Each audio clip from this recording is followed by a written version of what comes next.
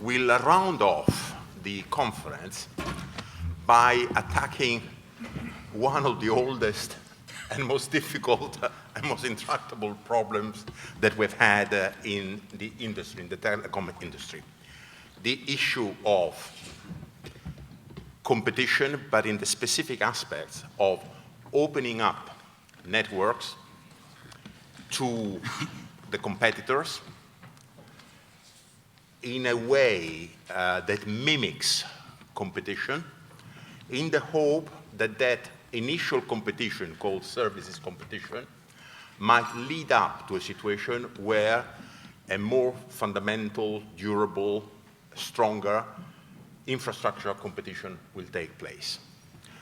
This is something that originally had a wide support when this was used to open up the networks of the old ministries, of the old incumbents. Obviously, as we have moved towards the building up of entirely new networks, this has been challenged more and more, and the question has been raised whether arrangements like this, applied especially in Europe, but in other countries as well, really provide enough incentives for firms to make the necessary expensive investment that are needed.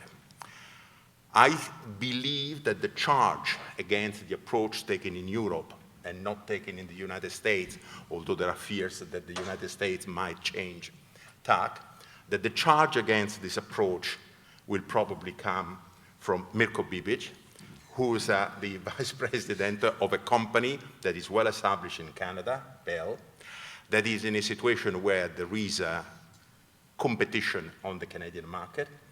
In the words of Eli Norman, probably you would be called a sort of three infrastructure countries. He made a distinction once between the United States, that he was calling a 2.5 infrastructures zone, and Europe, that he was calling a 1.5 infrastructure zone. So Bell is in a position where, in Canada where there is a lot of competition, and I imagine that they will be very critical of the European approach of the opening up of the networks through mandatory rules.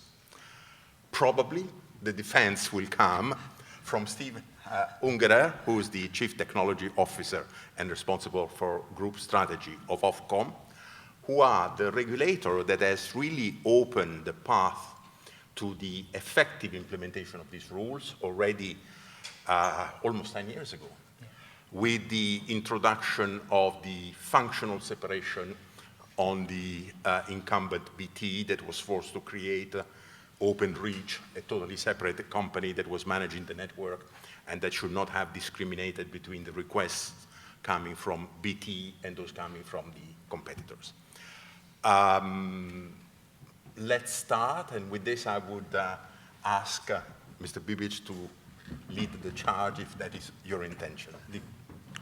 All right, thank you. Thank you, Fabio. So I'm well aware, as Horatio mentioned before he started, that now we're the last thing between you and the finish line. I'm also well aware that the Jays game is on for my Canadian friends who tend to hang out back there. That the Rangers actually managed to put 2 men on base due to 2 walks, but then fielder hit into a double play, so the top of the first is over and the Jays are about to bat. For those interested, I'll be brief because I too want to watch some of that game. And Fabio did such a great job basically outlining my position. So with that, I do have a few slides, which I cut back because as I've been in the conference for the last 2 days, a lot of the points I was going to make, in the kind of classic effort of having a bunch of slides to build up to your argument, a lot of the points have been made, so I actually last night took about half of my presentation away, which will also cut back on the time. So some of the things, I'll offer my perspective on this issue, and my perspective from the perspective of actually the largest regulated stakeholder in Canada, for the simple reason that we're the largest media and communications company in Canada. And so that's the perspective I'm going to provide, and it's largely what Fabio summarized. So some of the themes that have emerged over the last 2 days, which are definitely relevant to my position on this issue, which I'm going to kind of cover briefly, and these were going to be in slides, but they no longer are. So we heard over the last 2 days, of course, about the dynamic and fundamental changes in in technology and in our sector over the last 2 years, so we all know that. We all know about convergence of telecom and media, so I'm not going to cover that. There was some debate over what to call over-the-top services. Apparently it's pejorative. There was one perspective that over-the-top was pejorative to those services because it sounded like they were going around something, and this morning there was a different perspective, which over-the-top makes the underlying network providers sound like they're the plumbers.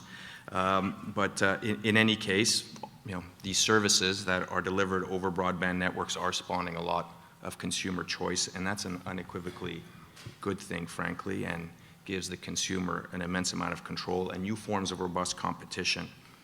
And here's where I get into the meat of my presentation. We heard one regulator yesterday say that where competition exists, we should protect it, and where it cannot be expected, they will act. And another regulator acknowledged that the private sector does have limited investment dollars and that the private sector does need to generate a return with those investment dollars. And then Telefonica called for regulatory frameworks more focused on promoting investment, and that regulation needs to be friendly to investment. So these are all themes that I picked up over the last couple of days from some presenters, and that I want to leverage in the remainder of my couple of minutes here. So starting first with transformation. We recognized at Bell that our fundamental purpose is to serve our consumers, and we have to recognize what consumers want and where they're going to go themselves.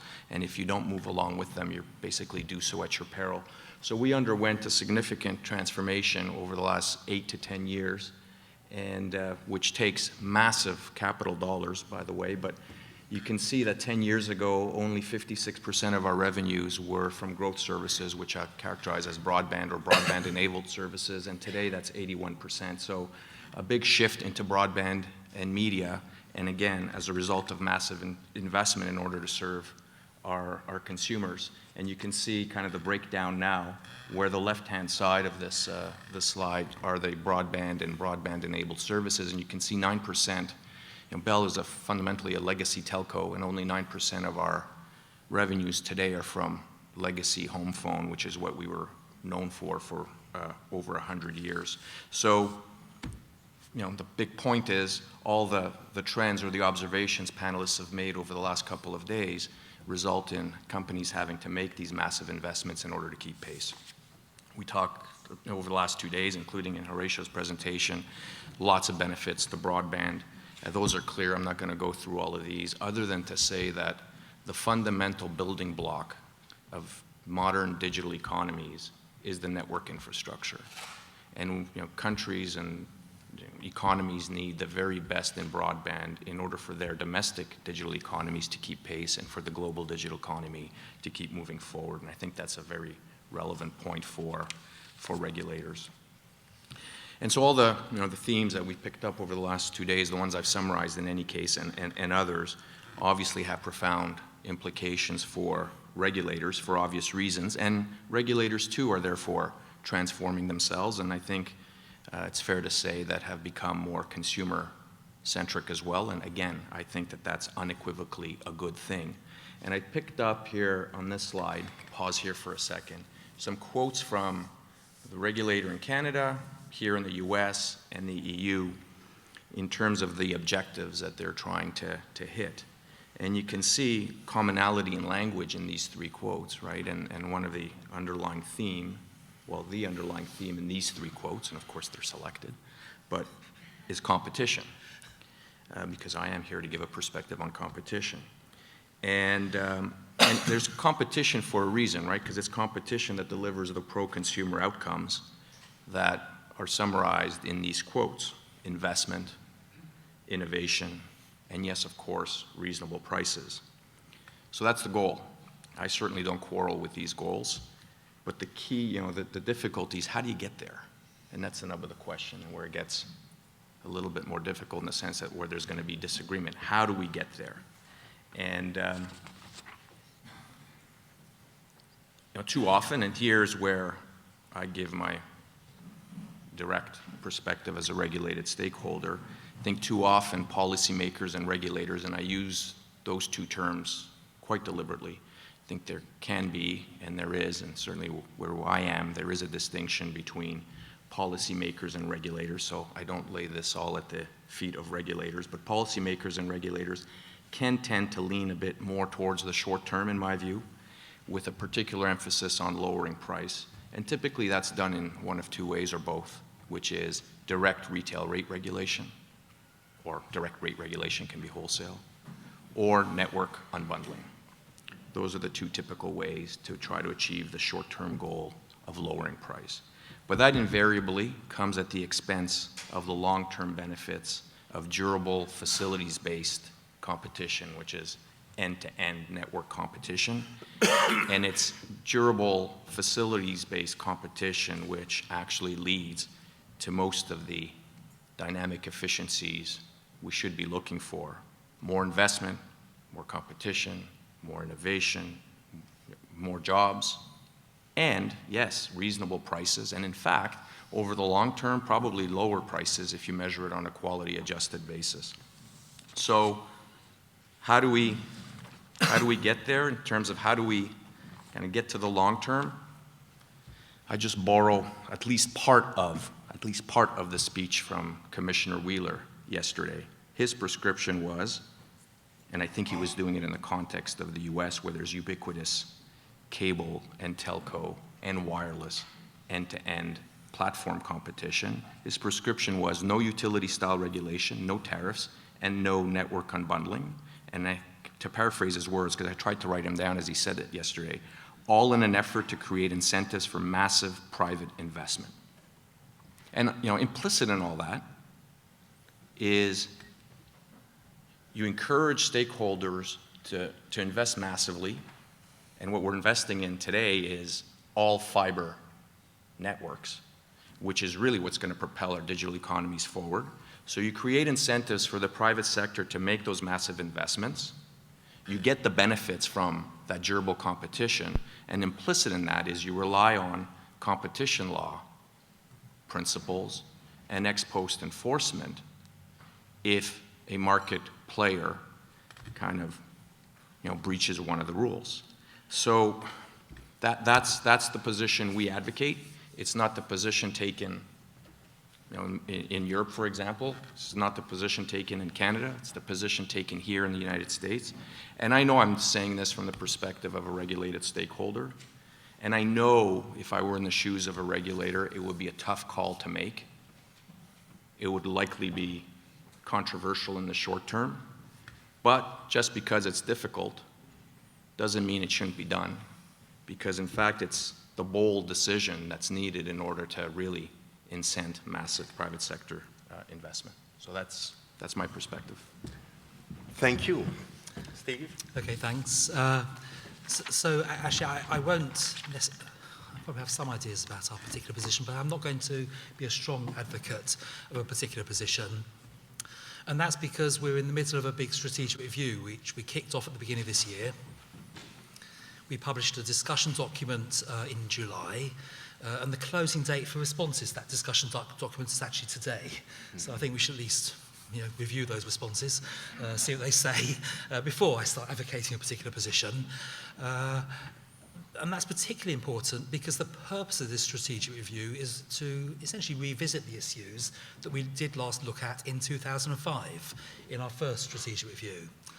That was the review that led to the creation of Openreach as a functionally separated part of BT. That was a very big intervention at the time.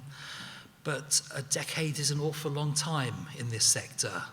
And just, I suppose, to illustrate how much things have changed, I mean, back then I remember arguing about whether broadband was 128 kilobits or 150 kilobits, and that mattered at the time because the most widely used broadband service was 140 kilobits, and there was a question as to whether that counted. Now, of course, we're talking about broadband speeds perhaps 3 orders of magnitude greater than that. So the world's a different place now from what it was then, and that might mean that we get to different answers. The review has 4 broad themes to it. There's a set of questions around the availability of infrastructure, a set of questions around competition, particularly supply-side conditions, set of questions about how you empower consumers to take advantage of supply-side choice. And finally, there's a set of questions around deregulation. Are there opportunities to deregulate, get rid of some of the regulation that's currently in place? I won't talk about everything because far too long, but I'll pick out a few particular points that I think are like to be of most interest, or at least I find most interesting. I'll start with the availability theme. One very important way in which things are different now to 2005 is that infrastructure availability is a big issue, possibly the big issue. In 2005, the copper loop existed, and it has existed for the best part of 100 years. So, the challenge we faced was not about how we get the copper loop deployed, it was about how we best open up the copper loop to competition. Where we are now, of course, is that the policy debate is at least as much about how we promote investment in fibre networks as about competition. Now, we don't happen to think that those two are in tension, but we do clearly need to think about investment in the availability of infrastructure as well as just opening it up. If I unpack that, we broadly see ourselves as having two tasks in relation to the availability of infrastructure. The first thing we have to do is make sure that we regulate in a way that does incentivize investment. And there are various things we can do to do that. One most straightforward thing is that in the case of BT, we mandate access to BT's fibre network, but we don't set the prices at which that access needs to be provided. And that recognises that BT has made some risky investments in that infrastructure.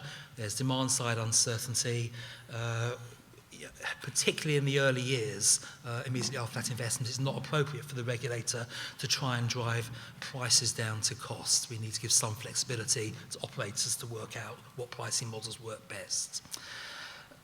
I think as a result, we're not in a bad place in terms of infrastructure availability.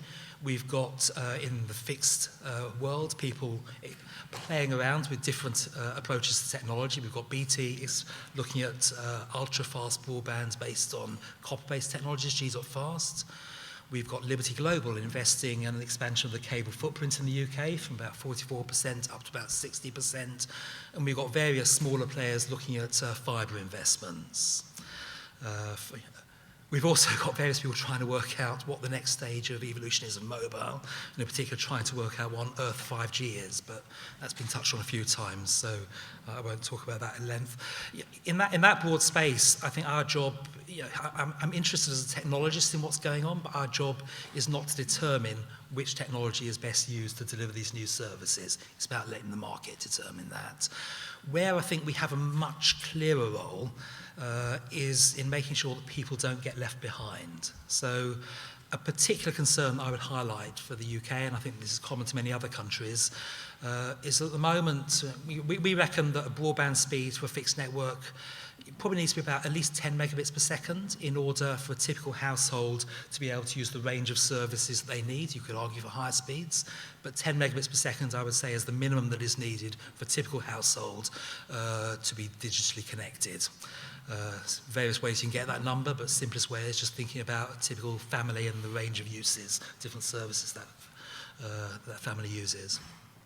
At the moment, there are about 8% of UK households that don't have 10 megabits per second broadband.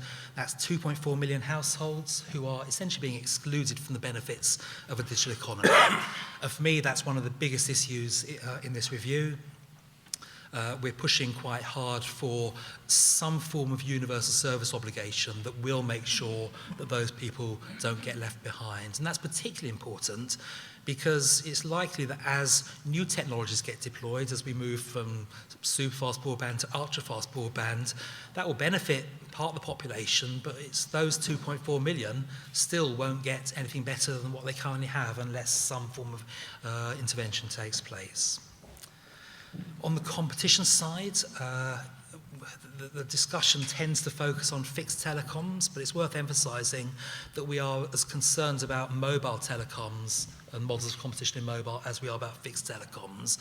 And the reason for that is that historically we have had a relatively healthy model of competition in mobile based on end-to-end competition. And that's been the case across Europe.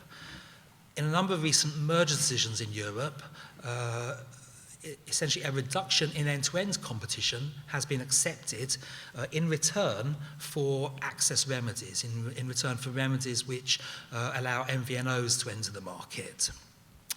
And we think that's not the direction we want to go in. We think consumers have benefited enormously in mobile from end-to-end competition.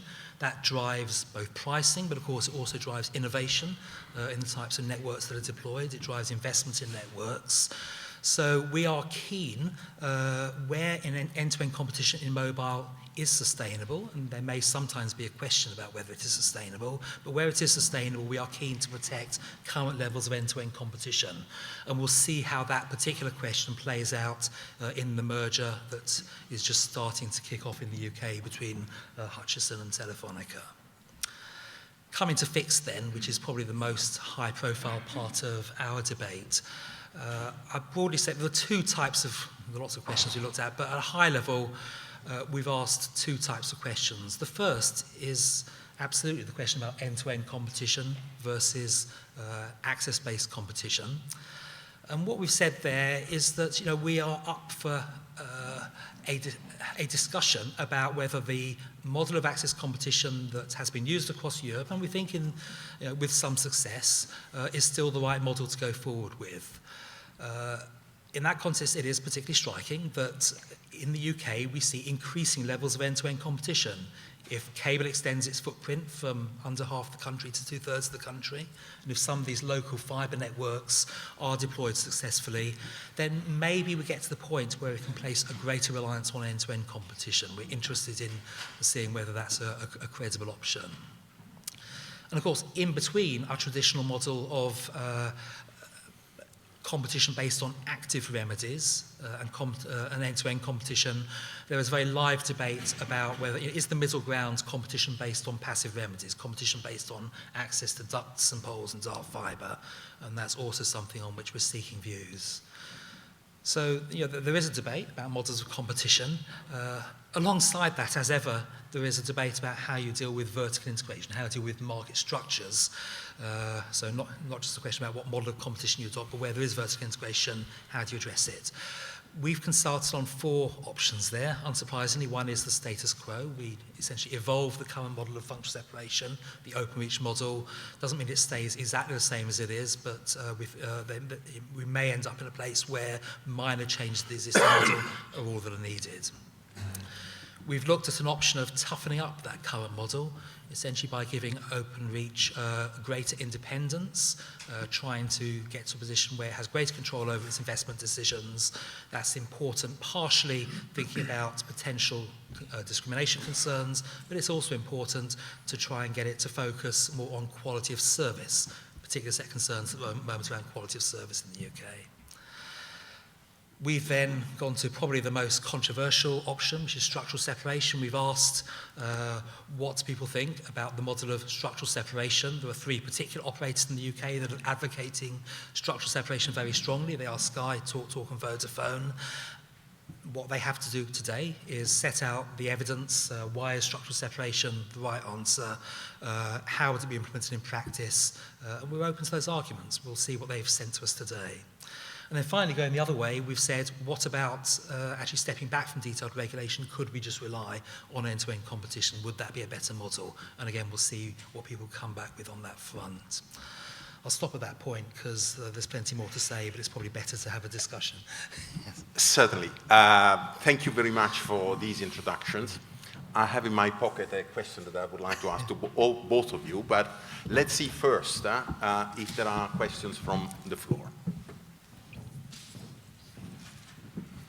Yes. Hi, Peter Miller. I'm a lawyer in Canada. I hope this is not too much off topic, but I'd like to talk a little bit about what competition can't do.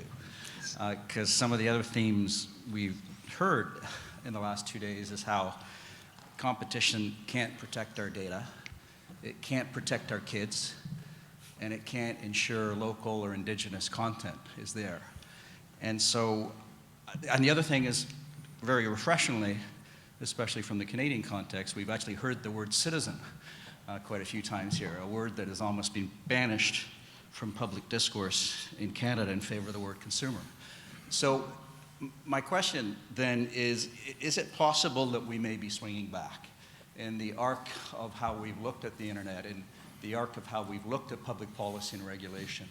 You know, we started saying the internet can't be regulated at all. We now recognize it needs to conform to the rule of law. It needs to conform to generally applicable regulation and law. So do you see a possibility that we might swing a little bit? There was a debate about, for example, zero rating of local content in the net neutrality session. Just perspectives on that. Who would like to take it? I can go.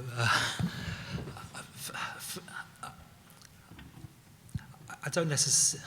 I prefer not to see it as something where we keep oscillating from one extreme to the other. It seems to me that we've benefited enormously from the open internet, from a world in which people can innovate without getting permission from regulators or governments. At the same time, there have always been some things where we need to worry. We do need to worry about protection of minors. We do need to worry about the rule of law, dealing with terrorists and so on. I mean, David Wilden talked earlier about the protection of minors. And the work we've done with Sky, what works well is if we can find a way of cooperating with industry in those areas. I don't think that those issues have ever gone away, frankly. I agree with that, Peter. So I think we've been regulating all kinds of behavior, including kind of activity over the internet. We just never called it regulating the internet. And frankly, we just have. So you can have a privacy law and it can cover the example that I gave in my question this morning, the activities of a grocery store and how it protects personal information. And if you're conducting activities over the internet instead of walking into a bricks and mortar store, the same rules apply to you. We just never called it regulating the internet. We're just now kind of acknowledging the fact that in the digital, there's so much activity going on. Digital economy is such an important part of modern economies that you've got to subject the internet to a rule of law, and we're just being a bit more transparent around that discussion. In my view, we just heard the Horatio's keynote 20 minutes ago, and one of the key principles of Microsoft was digital sovereignty, which was, as I heard it expressed, kind of reassuring governments that yes, that technology company will work together with governments so that there is some measure of rule of law around technology activities over the internet. So I don't know if it's like Steve, I don't know if it's a pendulum issue, but I think we're just talking about it openly. Yeah. And it's not all that controversial. Sorry. Yeah, that's it.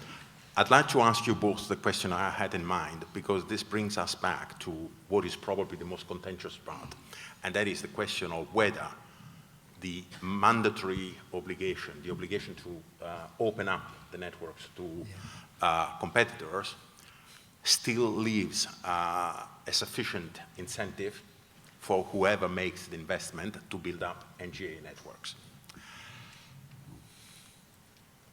The charge is usually that this obligation lowers the return on the investment to such an extent that companies are not making the investments, or at least are not making the investments as fast as governments would like them to be made. One interesting aspect of the decision that you took in the UK with functional separation was that a few years later, after you introduced it, when it came to fixing the price of fiber, you could take the view that you were satisfied the functional separation was guaranteeing that there would be no discrimination, and given a certain number of competing elements that were pressures that existed, you could step back from setting the price of fiber, so that the price of the opened up fiber network was left to the market. My question is, what view do you take of the effectiveness of the decision that you took at the time? Has this really helped to develop the building up of fiber? And my same question to Mirko is, don't think just of your own company, but of the typical company. Would this extra leeway that was granted in the UK have really changed the nature of the game, created a situation where you could have said, oh, well, you know, the return is there, so investment should be made. Steve? Okay, so well, I think it's worked well in the sense that, firstly, the fact that we've not dictated the price of a service where the demand was very uncertain has, I think, made it more straightforward for BT to invest in super-fast broadband. And we now have super-fast broadband out to about 95% of the country through a combination of BT's investment programme and some top-ups, public funding towards the outer edges. So you know, we've had the investment. I've seen no evidence that BT's investment plans have been held back by the access obligations we placed on BT, because we didn't set a pricing rule which would have been inappropriate. I think the access bit, though, was important, because what the access ensures is that you've got innovation at the service layer, you've got innovation at the retail level, and without that innovation, you might have the infrastructure, but you don't have the full range of services using it. So I think, you know, we need to have investment in the underlying infrastructure. And we also need to have access competition driving not just price. I don't see access competition as just being about consumer prices. I also see it's about making sure that at the retail level you get a range of different services and people are innovating in those services. If you don't have service innovation, then what people are going to use the infrastructure for? Mirko, do you see the UK solution of letting the market determine the price under the very special circumstances they have created as a sufficient incentive? So how did can I ask a question before I answer the question? So in the UK, how do you resolve the issue if you let the market dictate the wholesale price, and what if there's a disagreement? What's the recourse? So the way it works is that BT is free to set the wholesale price, but subject to a non-discrimination rule. So it can't margin squeeze its competitors. And if there is a complaint about margin squeeze, then we would look at that. But we would not look at a complaint about the absolute level of pricing. Okay. Look, my basic principle, but my view is that letting, even in the world of mandated access, letting the market players establish the price through commercial negotiation is a much better outcome, and I think would be less damaging to the investment effects. There is a question over there, Augusto Preta. And Mark. Yes, my question for Stephen Unger and not to do with the review. You said 10 years ago was quite different time in UK, and now we experience that the main pay TV operator is active, very active in the broadband, and also the main telco operator is very active in the content side, buying for billions of pounds rights for sport and providing television services and so on. So I wonder, and I mean, I have the answer, but I ask you as responsible for that, that if this change shouldn't take into account, since the situation is so different and content side as Netflix and other players can enter in a market where they weren't before. So how could you take into account this? So yes, that is one of the things that's covered in the document, but I didn't try and cover. We recognise the importance of the bundling of content and connectivity is clearly widespread. That again is different from 2005. I mean, in the UK, not so much quad play, a lot of triple play, and I think that means two things for us from a competition. Two things for us from a competition perspective. The first is that there could be circumstances where access to content is important in order to ensure there's effective retail competition for the bundle. You know, there's a question about what categories of content are caught there, but that's certainly a possibility. That's something we've asked a question about. I think it also means that switching is more complicated than it used to be. So, you know, we used to agonise over how best to, you know, have processes where consumers could easily switch a single service. It's much more complicated when you're switching multiple services at the same time.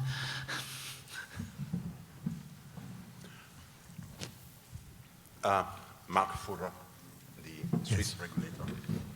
Thank you very much, Mark Fuhrer, the regulator of Switzerland. So, concerning, if I look back on the last few days we had here in Washington to discuss, I think we found out that the framework has to be an investment-friendly framework because, you know, the OTTs need the networks, obviously, for the operators, and there needs investment and so on. And the other thing is also that most probably our regulatory framework, at least as we have it in Europe, is not investment-friendly enough. So I personally think that in Europe we have now a shift from concerning this philosophy, especially concerning the access, regulating the access, which could slow down the incentives for investment from an ex ante to an ex post regulation. And so, you know, as it was said before, that competition and also negotiations have its field, and you have a much lighter access regulation. If we see the countries who have high bandwidth penetration, which is high, for example, in Switzerland, have a rather light regulation, and those who regulate in a rather strict way, you have less a feeling or less a situation of investment. So I think in the moment also the discussion we have in Europe is really on this crossroad.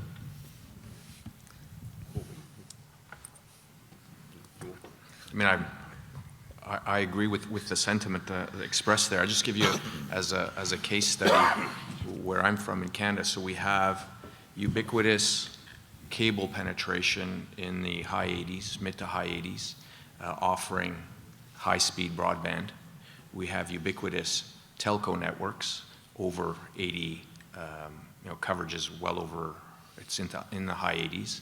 We have fixed and wireless and satellite, and then you add multiple wireless operators operating at the 4G LTE with 4G LTE technology. You add all those up, and our broadband availability or coverage is 99%. So those are multiple connections, 99% availability, and we're trying to really boost our coverage of fiber to the premises networks. Right now, nationally, we're at 15% roughly. It's okay. It could be way better. It should be way better. And what we want to do is we want to boost that to massively high numbers for fiber to the premises investments. And in fact, our facilities, Bell Canada's facilities in Eastern Canada, the 4 Atlantic provinces, we're at 68% coverage of fiber to the premises, which is phenomenal. And that was done in an environment of no mandated access. But now a rule was imposed just in July where the rule's changing. And so now the debate in our country is going to be, well, will we be able to generate the private investments in the rest of the country to get where Atlantic Canada is? So that's where the debate is. But essentially with all that competition, again, it's my perspective, but all that competition, we still have mandated unbundling, we have wholesale price setting, and we also do have regulation of access to conduits and support structure, which frankly we should have. I'd just push back on the argument because I don't see such a tension between competition and investment. I think competition can drive investment. Certainly, if I look at the rate of deployment of 4G networks in the UK at the moment, they're being deployed because operators are competing with each other. And moreover, it's not just availability of networks that matters. It also matters that people, take up usage, service innovation. That's ultimately what determines whether we're getting economic benefits and social benefits from this innovation. And so it's not just about availability. Thank you. The gentleman over there, and then the lady here. Hi, I'm Barabaghetti from Ooredoo in Qatar. Steve mentioned that you're considering passive remedies, which I guess could include fiber and also access to ducts and so on.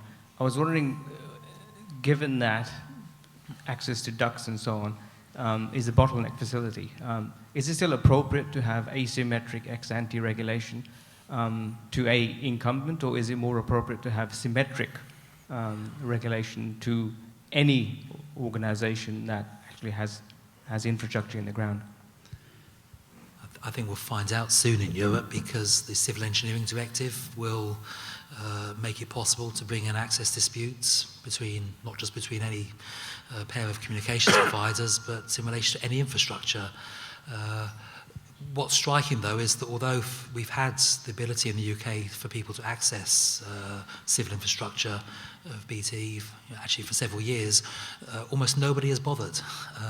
So there's an interesting question as to whether that model of competition is actually one that people want to use. As far as I'm aware, the country where passive access has been very successful is Portugal, but there are not many other countries where it's really taken off in the same way. So when you say no one's bothered, what do you mean? I mean that people have preferred, the evidence so far is that people have preferred to, the operators in the UK are divided into two groups. I think there's some people who just stuck with active remedies. They've stuck with regulated access to active remedies. The others have gone straight to end-to-end competition. So people like City Fibre have gone to end-to-end competition rather than using access to BT's ducts and poles.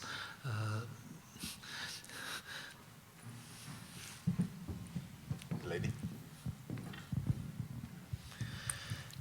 Hello, Gita Sorensen, GOS Consulting. I'm curious, obviously with a bit of a UK bias, of how Ofcom positions itself in the context of clear government policies to drive towards fibre infrastructures in the UK, which obviously BT is relying on its copper network and is planning to continue doing so. There are virtues either way, but in terms of the actual strategy review, how does Ofcom position itself, given that there is a strong government drive towards fibre connectivity, which the incumbent is saying that they don't want to do? How does that influence your evaluation process? Well, I suppose the experience across the world of governments deciding that people must invest in fibre is not great.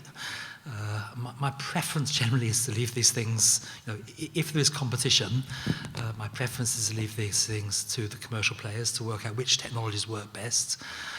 It is,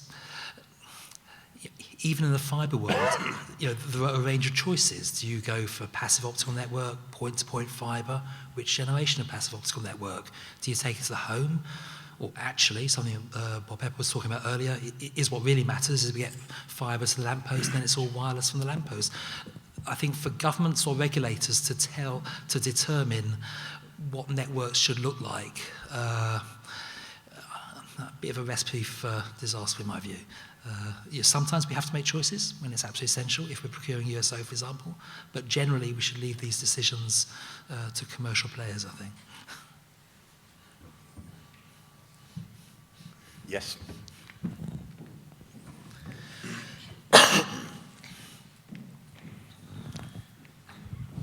Thanks. Sumit Sharma from Auxera. So it seems one of the ideas behind mandated wholesale access is to encourage infrastructure competition. But instead of looking at a ladder of investment, if you look at, let's say, a ladder towards competition and creating competition in the retail market, if we do want end-to-end infrastructure competition, what are the policies we can adopt to help other players, for example, edge players, or let's say a Google or a Facebook, to start rolling out alternate networks? Similarly, help, the electricity network encourage investment through those networks, so that I think the focus is too much on the incumbent network and what can be done with that, whereas we could also be looking at alternative network rollouts. Thanks. So it's striking that although we've been talking about the ladder of investment for I don't know how many decades, there's not much evidence of anyone actually climbing the ladder. That's slightly depressing. It might be the one reason for that is that we've never taken away any of the rungs. So one of the questions we've asked in our strategic review is that if we really want to encourage end-to-end competition or passive-based competition, do we need to force people to choose? I'm not sure we can leave active remedies in place and also have a whole series of passive remedies and also have end-to-end competition. I think there's a choice that needs to be made. And what we've said in this document is that for those operators who are arguing to us that they need passive access, the acid test of that is whether they'd be willing to give up the downstream active remedies. So that would drive the ladder investment because people would have no choice. But that's a quite risky approach to take.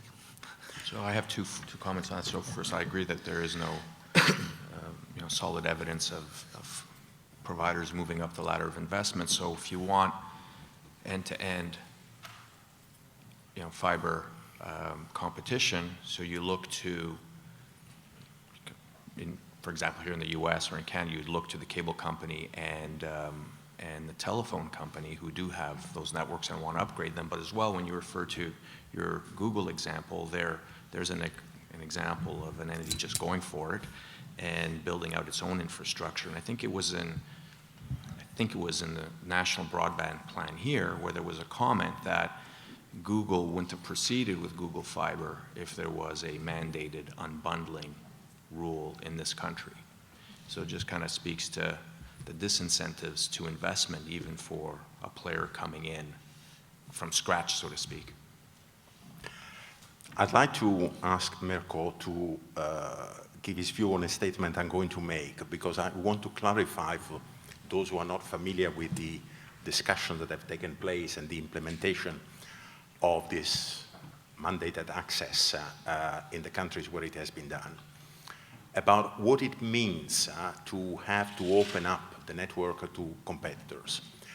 In Europe, there was a discussion for quite a while about, yes, maintaining the course, maintaining access, but then allowing the price to be slightly higher. There was a discussion about introducing a risk premium. How much should that be? The reaction of companies was that was a pittance, not really worth talking about. Even the option of the UK functional separation or very strong non-discrimination rules and free price was not seen as sufficient. The point that I'm putting to you is that the real return for the company making the investment does not come from the price at which you might or might not be able to rent the unbundled fiber last mile. But the real return comes from the fact of being able to sell to your customers the products that you were showing us, movies, content of various types, and things like this. And so the moment companies are forced to open up their network to competitors, they lose that sort of revenue. And so there is no risk premium, no small incentive that you can offer them on the price of the rental of the last fiber mile that might offset the revenue that you get from selling your content to your customers. Is that correct? That's entirely correct. So when we have our debates, the folks on the other side of the debate, those who want access to our networks, do say and kind of retort to our position that you have to take Bell or the incumbents' arguments with a certain amount, certain grains of salt, because it's not like the access is given for free. Bell still generates a wholesale revenue stream, and it's the revenue stream as dictated by the regulated rate. Entirely true. But it's extremely expensive to build fiber to the home networks, and you're putting billions into the ground with no guarantee of a return. And in our case, we're doing it from the perspective of not being the market share leader in broadband, that's the cable company. So in order for those investments to generate the adequate return on investment, you need to do a couple of things. One is you need to achieve a certain amount of penetration. Like 10%, frankly, won't cut it. So you need to have, in each geographic market, important enough market share, number one. And two, you can't just make it on a wholesale revenue stream. So you need the retail internet revenue stream, the associated TV distribution revenue stream, and if you're really lucky, some people will actually still buy home phone. So you'll get 3 revenue streams, and even then, 3 revenue streams, a certain amount of penetration, and even then, you're your return on investment pays back over a pretty long horizon, 10 years, and it's not, it's not all that high. And we put forward evidence that when you decouple the internet service from the home, so if you lose that customer to a reseller who's using your network, you tend to lose, in the vast majority of cases, you tend to lose as the provider the TV revenue and the home phone revenue, because the customer, and this is not theoretical, this is actual on-the-ground Bell Canada experience. So that's the problem. A final, last question. Yes, from Australia, Chris Chapman.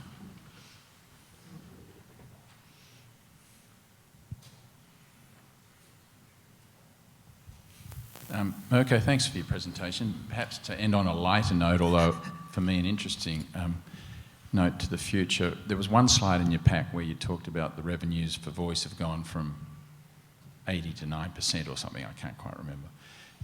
If you project forward 10 years, if not now, but maybe 10 years, or just to tease you out further, 20 years, is Bell a telco company? And in 10 years, what's the name of the vertical that you're in? Well, we consider ourselves today a broadband and media company, actually. There you go. I don't even have to project. I mean, the point of the slide was, especially given our legacy in the country, 135 years, and the name Bell. So people still tend to think of Bell as your home phone company. And even at home, sometimes when we show those stats, they're striking to folks because, wow, 9% is home phone. So we have transformed ourselves to a broadband and media company, and that's where really it's going to keep driving forward for sure. And with this, I think we have to thank the two panelists for a very important contribution.